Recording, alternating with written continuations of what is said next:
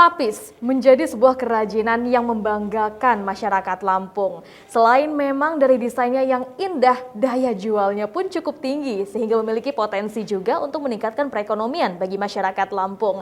Karena itu patut pula kita untuk ikut melestarikan kerajinan dari tapis ini. Kita masih dalam pembahasan tersebut bersama dengan Mas Widodo tentunya dalam bedah tajuk Lampung Pos. Mas Wid, tadi kita sudah bicara, ternyata memang banyak sekali peran dari berbagai institusi dan juga tentunya pemerintah untuk menyukseskan dikenalnya tapis ini sendiri. Nah, kita juga patut bersyukur dengan adanya pandemi kemarin ternyata memunculkan banyak UMKM baru khususnya yang memang memproduksi tapis. Tapi ada juga yang kemudian tumbuh dan kemudian akhirnya stagnan, hanya berjalan di tempat saja. Sebenarnya seperti apa upaya dari pemerintah khususnya Dekranasda sendiri untuk mendukung dari promosi tapis ini, Mas?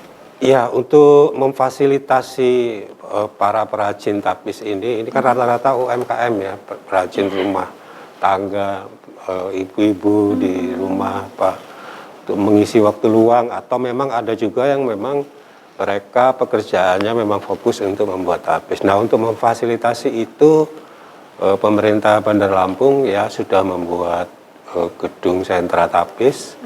Itu lumayan besar, nilainya juga besar dari dana alokasi khusus, dengan nilai nominal itu 5,3 miliar.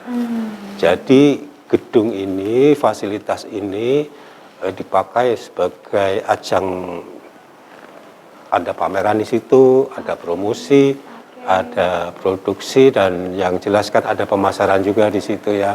Nanti ada 15 tempat produksinya di situ, ada 44 galeri di situ.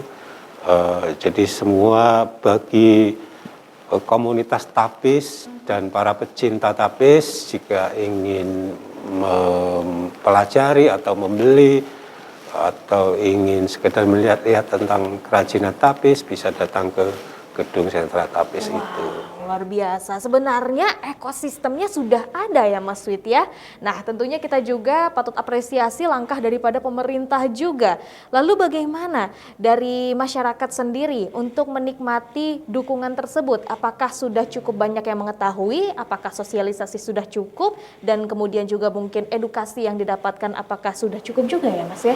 Ya, karena ini fasilitas baru ya, mungkin belum banyak masyarakat yang tahu. Tapi sebetulnya kalau tentang tapis ini sudah lama juga dilakukan di daerah lain. Misalnya di Pesawaran itu ada 2 kampung tapis, yaitu di Negeri Katon dan di Gedong Tataan. Jadi sebenarnya ini sudah tentang pelestarian tapis ini sudah juga dilakukan oleh kabupaten lain, bukan hanya di Bandar Lampung, tapi memang harus ke depan itu ada kolaborasi yang lebih tajam, yang lebih erat antara seluruh Pemda bukan hanya Pemda Kabupaten Kota, tapi Pemda Provinsi dan Pemda Kabupaten, 15 Kabupaten Kota. Mereka bisa berkolaborasi di situ, bisa bekerja sama, karena ini kan milik kekayaan asli milik Lampung. Jadi tentang kewilayahan itu jangan jadikan fokus dulu. Yang penting bahwa kita ingin sama-sama melestarikan kekayaan milik daerah Lampung, yaitu tapis. Wah, luar biasa. Pastinya dari masyarakat sendiri secara individu harus menumbuhkan dulu rasa cinta dan juga rasa memiliki dari tapis ini sebagai budaya dari Provinsi Lampung ya, Mas Wid ya. Nah, kira-kira menurut Mas Wid sendiri, apa tantangan yang mungkin masih kita hadapi yang perlu kita untuk taklukkan juga dalam rangka untuk terus meningkatkan promosi dan juga produksi dari tapis ini, Mas? Yang penting promosi itu harus lebih digencarkan lagi, juga produksi. Produksi itu kan sesuai dengan secara ekonomi dia layak lah gitu, harganya juga layak. Dan ada juga beberapa jenis tapis ya yang harus dilestarikan, digali lagi kemarin. Misalnya contohnya itu di Lampung Selatan itu ada tapis Inuh, namanya tapis Inuh. Jadi dia ini mulai ditinggalkan, mulai meredup. Jadi ini yang harus digencarkan lagi, digali lagi supaya tidak seperti yang sekarang promosinya lesu, produksinya lesu, pemasarannya lesu.